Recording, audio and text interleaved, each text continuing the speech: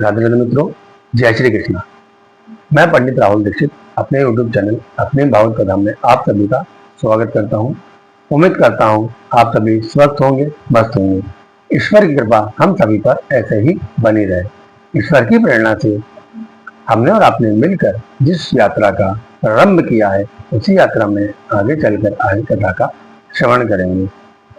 युधिष्ठिर का अपशगुन देखकर भयभीत होना और अर्जुन का द्वारका से लौटना, आज हम इस कथा का श्रवण करेंगे। चलते हैं कथा की ओर। वक्रतुंड महाकाय सूर्यकोटि समप्रभा निर्विघ्नं गुरुमदेव सर्वकार्येषु सर्वदा। गुरुर्ब्रह्मा गुरुर्विष्णु गुरुर्देवो महेश्वरा गुरुर् साक्षात् परं ब्रह्म तस्मै श्री गुरुवे नमः। ओम नमो भगवते वासुदेवाय नमः। सच्चिदानंद रूपाय विश्वोत्पत्त्यादि हेतवे तापत्रय विनाशाय श्री कृष्णाय वयं नुमः। सच्चिदानंद स्वरूप श्री कृष्ण जी को हम नमस्कार करते हैं, जो जगत की उत्पत्ति, स्थिति और प्रलय के हेतु तथा आध्यात्मिक, आदिदैविक और आदि भौतिक तीनों प्रकार के तापों का नाश करने वाले हैं। ऐसे भगवान श्री कृष्ण जी की हम शरण ग्रहण करते हैं और उनके चरणों में बारंबार प्रणाम करते हैं। बंधुओं, आप हमारे YouTube चैनल के माध्यम से श्रीमद् भागवत कथा का श्रवण कर सकते हैं, और अगर अभी तक आपने हमारे चैनल को सब्सक्राइब नहीं किया है तो उसे कृपया करके सब्सक्राइब कर लें, ताकि आगे आने वाले वीडियो की अपडेट आपको पहले से ही मिल जाया करे। और अगर हमारा वीडियो पसंद आए तो उसे लाइक भी कर दीजिए। हम सर्वप्रथम आज श्री सुखदेव मुनि जी को प्रणाम करते हैं, जिन्होंने यह धरती को पावन करने वाली श्रीमद् भागवत कथा का श्रवण अपने मुँह से श्रवण किया था। उनको हम नमस्कार करते हैं। चलिए। यम प्रजंतमेनो पेतम प्रेतकृत्यम द्विपायनो विराकात राजुहाव पुत्रेति तन्यत्या दरभो विनेदुष्टम दरभूत हृदयम मुनि मानतो स्मिं। श्री सुखदेव जी महाराज का अभी यज्ञोपवीत भी नहीं हुआ था कि उन्होंने वन की ओर प्रस्थान कर लिया। जब उनके पिता श्री भगवान व्यास जी को यह पता चला, तब वह उनके पीछे अरे बेटा करते हुए दौड़ पड़े। तब श्री सुखदेव मुनि जी ने कोई उत्तर ना दिया। उनकी ओर से तनय होने के कारण वृक्षों ने उत्तर दिया कि आपके पुत्र पूर्ण ज्ञानी हो चुके हैं और सभी कामनाओं से रहित हैं, इसलिए आप इनका शोक त्याग दीजिए। ये अब भगवत प्राप्ति के मार्ग में है, इसलिए आप पीछे हो जाइए। ऐसे श्री सुखदेव मुनि जी को हम बारंबार प्रणाम करते हैं। बंधुओं, रोज श्री कृष्ण का ध्यान करते हुए और श्री सुखदेव मुनि जी को प्रणाम करके आइए कथा की ओर चलते हैं और कथा का रसपान करते हैं। संप्रतिष्ठते द्वारकाया जिष्णो बंधो दीरक्षया जातुम चा पुण्य श्लोक्यत्र कृष्णम चा व्यक्षितम। भगवान श्री कृष्ण जी आगे क्या करना चाहते हैं, यह जानने के लिए एवं स्वजनों से मिलने के लिए अर्जुन द्वारका गए हुए थे। उनको गए कई महीना बीत गया था। युधिष्ठिर को बड़ा भयंकर अपशकुन दिखने लगे थे। उन्होंने भीमसेन से कहा, अर्जुन को द्वारका गए 7 महीना बीत चुका है, वह अभी तक लौटे नहीं। मेरी समझ में नहीं आ रहा है। देखो, आकाश में उल्कापात आदि, पृथ्वी में भूकंप आदि और शरीरों में रोग आदि कितने भयंकर अपशकुन हो रहे हैं।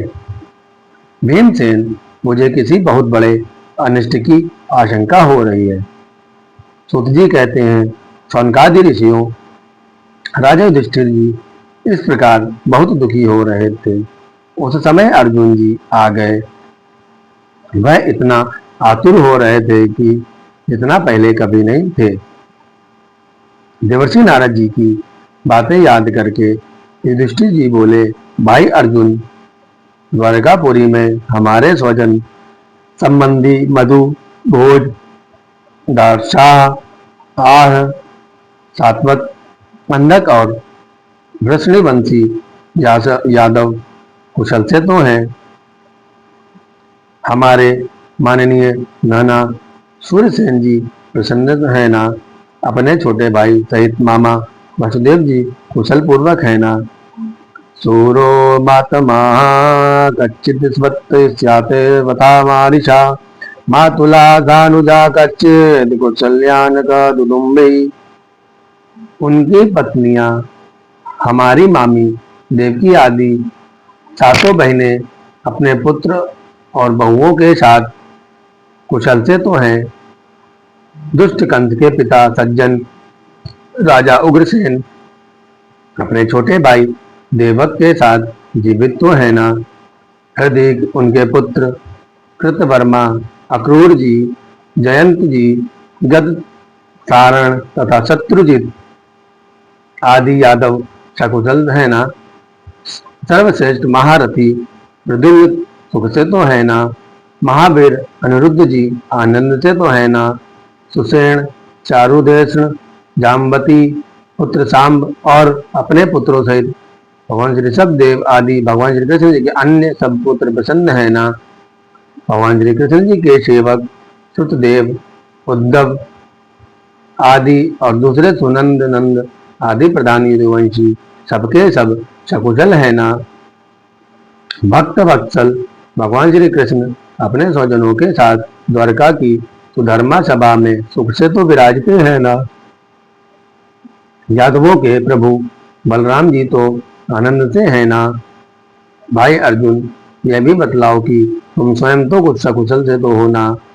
कहीं किसी ने दुर्भावपूर्ण अमंगल शब्द आदि के द्वारा तुम्हारा चित्र तो नहीं दुखाया, या तुमने किसी को कुछ देने की प्रतिज्ञा करके भी नहीं दिया।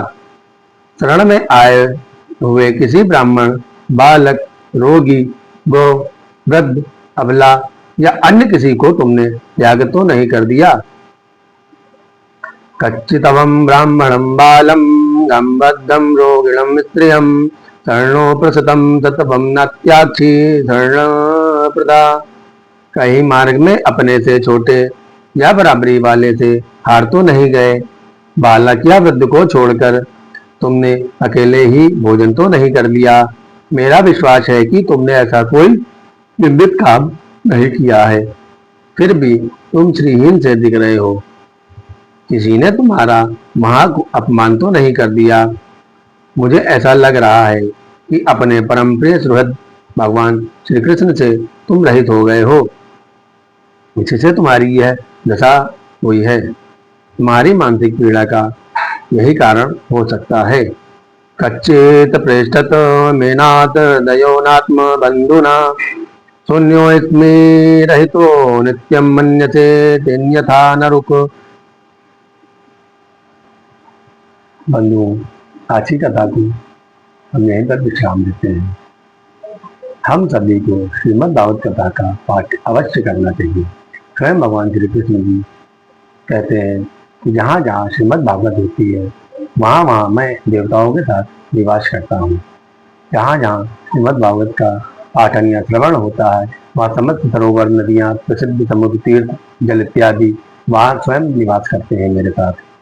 और श्री कृष्ण भगवान यह भी कहते हैं कि जैसे जहाँ श्रीमद् भागवत होती है वहाँ मैं वैसे ही चला आता हूँ जैसे एक गाय अपने बछड़े के पीछे पीछे चली जाती है। श्रीमद् भागवत कथा जो पढ़ता है उसे अखंड सौभाग्य की प्राप्ति होती है, उसके सारे दुख मिट जाते हैं। उसे मैं अभिष्ट सिद्धि, धन, पुत्र, दौलत, संपत्ति, समृद्धि, इस लोक में सर्वस्व राज्य और परलोक में अपने लोक में उसको स्थान देता हूँ। ऐसा कोई भी अभिष्ट पदार्थ नहीं है जिसे वह चाहे और इसके श्रीमद् भागवत कथा का पाठ करने के बाद वैसे प्राप्त ना कर सके। उसे अभिष्ट फल की प्राप्ति होती है। वह अगर इस श्रीमद् भागवत को कोई प्रणाम भी करता है तो उसे उसके सारे मनोरथ को मैं पूर्ण कर देता हूँ।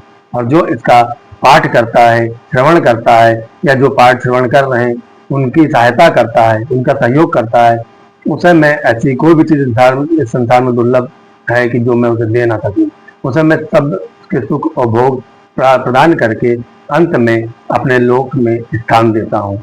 तो हम सभी को श्रीमद् भागवत कथा का पाठ अवश्य करना चाहिए। इससे हमारे सभी दुख दूर होकर हमें सभी अभिष्ट साधनों की और भोगों की प्राप्ति होकर अंत में भगवान श्री के श्री धाम की प्राप्ति होती है। और हमें गौ की सेवा भी अवश्य करनी चाहिए। जितना पुण्य श्रीमद् भागवत कथा को पढ़ने में मिलता है उतना ही पुण्य गौ की सेवा करने से भी मिलता है। इसी साथ मैं अपनी वाणी को विराम देता हूँ। आप सभी सुखी रहें, समृद्ध रहें। इसी मंगलमय कामना साथ आप सभी को जय श्री कृष्ण। राधे राधे।